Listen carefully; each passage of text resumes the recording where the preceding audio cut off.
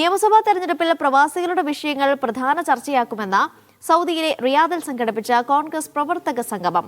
പോഷക സംഘടനയായ OICCയുടെ നേതൃത്വത്തിലായിരുന്നു camp. Congress manifesto committee chairman Benny Behanan MP ഉദ്ഘാടനം ചെയ്തു. പ്രവാസികളുടെ പങ്കാളിത്തം തെരഞ്ഞെടുപ്പിൽ നേരിട്ടും അല്ലാതെയും ഉറപ്പാക്കാനുള്ള ശ്രമങ്ങളുടെ ഭാഗമായിട്ടായിരുന്നു റിയാദിൽ OICCയുടെ ക്യാമ്പ്.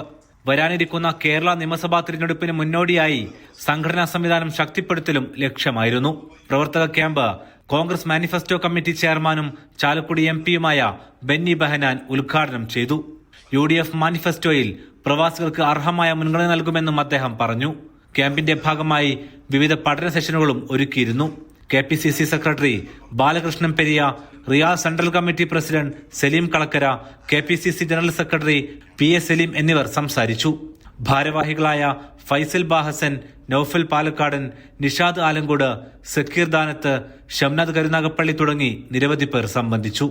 Media 1 Riyadh.